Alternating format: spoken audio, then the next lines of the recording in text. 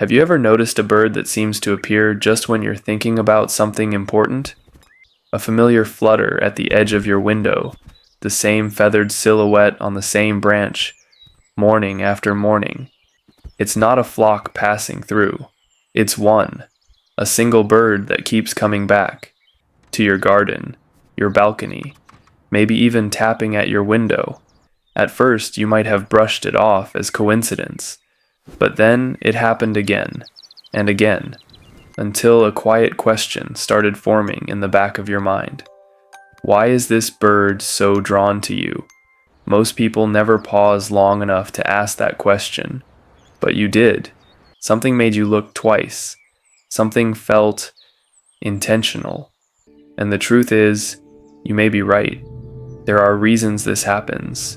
Layers of meaning that stretch from simple habit to something far more personal. Something that, once you see it, changes the way you look at the world just outside your door. Welcome to the Bird Insight. In the next few minutes, we're going to explore the quiet, often overlooked signals that birds send us, not with alarm calls or aggressive displays, but with presence. Repeated, patient presence. If a bird keeps coming back to you, there is a story unfolding. Let's start where all stories start, with a simple observation. It's early morning. You're sitting with a cup of something warm, still half inside a dream. You glance outside and there it is, a robin on the fence, a small sparrow perched on the railing, a crow standing perfectly still on the lawn. You might not even register it the first time, but then you see it the next day, and the next, and you begin to realize it's waiting, not in a demanding way. It's not tapping its foot or squawking impatiently. It's just there, present, as if it's keeping you company. The first layer here is the simplest one, but it's where curiosity takes root. Birds are creatures of extreme habit.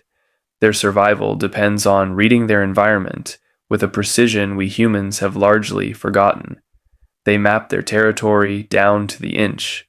That particular branch with the perfect vantage point, that patch of soil where the sun hits early and worms rise to the surface, that windowsill where the updraft makes hovering effortless. If a bird returns to the same spot near you repeatedly, it's because, in its mental map of the world, this place is safe, it's productive, it's worth coming back to. Now notice what that means.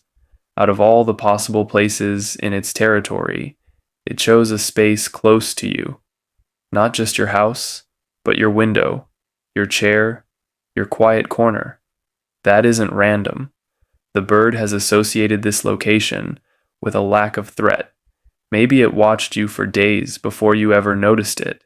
Birds are constantly observing. They learn the rhythms of the households they live near. They know when you wake up. They know when the cat is inside. They know the sound of your footsteps, and they have decided, through a silent calculation, that you are not a danger. In fact, your presence might even make them feel safer, because your stillness deters other predators. This is the first shift in understanding. The bird isn't just passing by. It has, in its own way, accepted you into its environment.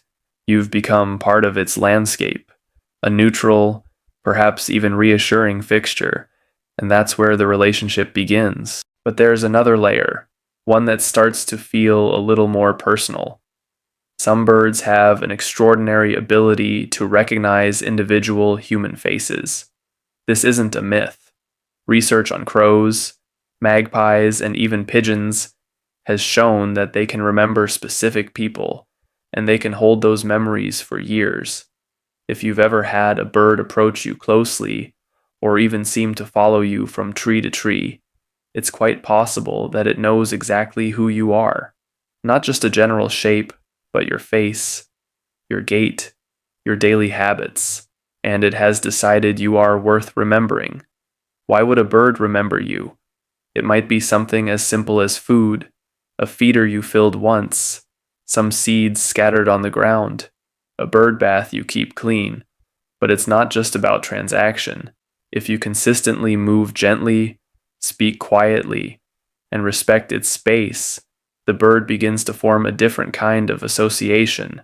Not just food, but trust. Trust is a slow blooming thing in the wild. It can't be demanded. It can only be earned through patience. When a bird keeps returning, it might be telling you that your patience is working, that you have become, in its eyes, a safe human. This is where the logical mind meets the emotional heart, because we are not machines. When a wild creature chooses to be near us, something stirs. We feel seen, not in the human sense of praise or validation, but in a quieter, older way. It's as if a small piece of the natural world has turned its gaze toward us and found something acceptable, something worth staying for. And in a world that often feels disconnected, that simple acceptance can feel like a gift. Let's go a little deeper. Sometimes a bird's repeated visits coincide with moments in your own life. You might notice it appears more on days when you feel heavy or lost in thought. You might hear its song right when you needed something to lift your spirits. Now, science would call this a combination of pattern recognition and confirmation bias. We look for meaning when we need it most, and birds are always around, so of course we will sometimes notice them during emotional moments. That is true, and it's important to stay grounded. But there's another way to hold this truth. Just because something can be explained doesn't mean it lacks meaning. Meaning isn't destroyed by understanding. The bird's presence is still real. The comfort it brings is still real. The moment of stillness it offers, when your mind was racing, that is still a real experience. Sometimes the most beautiful things in life are simply two events lining up in a way that feels meant, not because a magical force arranged it, but because you were open enough to receive it. The bird came, and you noticed, and that noticing changed your day. That's not an illusion. That's connection. So when a bird keeps coming back, there's a growing sense of dialogue. It's not a conversation with words, but one made of presence. The bird looks at you, and you look back. Nothing is exchanged except attention, but attention is the most honest form of care. In a world screaming for your focus, this bird asks for nothing. It just shows up, and in that showing up, it reminds you of something you may have forgotten, that you are part of this world, not separate from it, that your quiet moments matter, that you can be a safe place for something wild and free. Let's consider a few more specific behaviors that birds show when they are forming this bond. You might notice the bird tilting its head when it looks at you. This is a sign of acute visual focus. With eyes on the sides of its head, a tilt brings one eye directly to bear, giving it a better view. But anyone who has spent time with birds knows that head tilt also carries a feeling of curiosity. It's as if the bird is wondering about you. What are you doing? Why are you so still? Are you a friend? That tilt is a question mark, and every time you don't break the peace, you answer it. You might also notice the bird preening in your presence. Preening is a vulnerable act. A bird with its beak buried in its feathers cannot watch for danger as easily. If it preens near you, it's a profound sign of relaxation. It's saying, in the only language it has, I feel safe enough to let my guard down here, to let my guard down with you. This is not a small thing. For a small creature in a vast world of threats, moments of peace are earned through constant vigilance. To offer that peace in your presence is a quiet honor. Some birds will even bring offerings. This is most common in corvids, crows, and magpies, who sometimes leave small shiny objects for people who have fed them, but other birds may bring twigs, leaves, or bits of moss. Not always as a direct gift, but as part of a courtship or nesting behavior that they feel comfortable performing near you. The impulse is the same. Your space has become part of their domestic life. The boundary between their world and yours has blurred. They are building a life next to yours, and in a way, they are inviting you to witness it. Now, A question you might be asking yourself is, could this mean something more? Could this bird carry a message? Here, we must step carefully. It's easy to project too much onto animal behavior. The bird is not a mystical messenger in the literal sense. It is a bird, living its bird life. But that doesn't mean the experience is empty of personal significance. Throughout human history, birds have been symbols of transition, of thoughts taking flight, of the soul's quiet stirrings. When a bird keeps returning, you might simply ask yourself, what was I feeling when it appeared? What was on my mind? Often, the answer reveals something about your own inner state. The bird becomes a mirror, not because it intends to, but because you are ready to see. And that readiness is a gift in itself. Let's move into a deeper emotional space. Sometimes, the bird that comes back isn't just any bird. It's a species that has personal resonance for you. Perhaps a cardinal that reminds you of someone you've lost, a blue jay that brings back childhood memories, a mourning dove whose soft coo feels like a lullaby. The bird's presence can become a thread connecting past and present. Again, the bird isn't aware of this. It doesn't need to be. The meaning is yours, and it is valid. Grief and memory often need anchors in the physical world.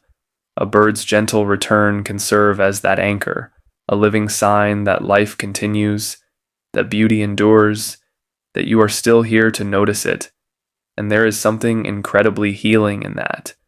Perhaps the most profound realization comes when you stop trying to decode the bird and simply let it be. You accept the mystery. The bird comes back, and you don't need to know exactly why. You welcome it like an old friend whose language you don't speak, but whose company you treasure. This is the space where true connection lives, not in explanation, but in presence. The bird sits on its branch. You sit in your chair. The distance between you is filled with light and air and something unspoken, something that feels a little like mutual respect, a little like affection, though the word might be too human. A wild thing has chosen to include you in its circle of safety, and you have chosen to protect that peace by not intruding. This is a silent contract, and it is beautiful. If a bird keeps coming back to you, maybe it's because you both found something rare, a moment of stillness in a world that never stops moving, a space where expectations fall away. The bird doesn't want anything from you, except perhaps to continue being a predictable, gentle part of its territory. And you perhaps are learning to want less too, to simply observe rather than possess, to appreciate rather than understand. And in that learning, you might discover a peace that's been waiting for you all along. So next time you see that familiar wingspan, that same curious tilt of the head, pause a little longer, breathe a little slower. Let yourself be fully present in that moment, because you are not just watching a bird. You are participating in a quiet relationship that defies words, one built on time, on patience, on the simple fact that you showed up and the bird showed up, and you both decided that was enough. Maybe it wasn't random. Maybe the bird came back because you needed to learn something about stillness, about trust, about the gentle art of being present without demanding anything in return. Maybe the bird is not just visiting your garden. Maybe it's visiting your soul, reminding you that even in a life full of noise, there is always room for a little wild silence, a little companionship that asks nothing but gives so much. I wonder if you've felt this, if a bird has ever lingered just a little longer than expected, looked at you in a way that felt like recognition. If you've had an experience like this, I would love to hear your story. Please share it in the comments below. Tell me about the bird that keeps coming back to you, what it does, and how it makes you feel. This community was built for those quiet moments, and your story might be exactly what someone else needs to hear today. Thank you for being here, for listening, for watching the world with gentle eyes. Until next time, keep noticing the small things. They are often the ones that matter most.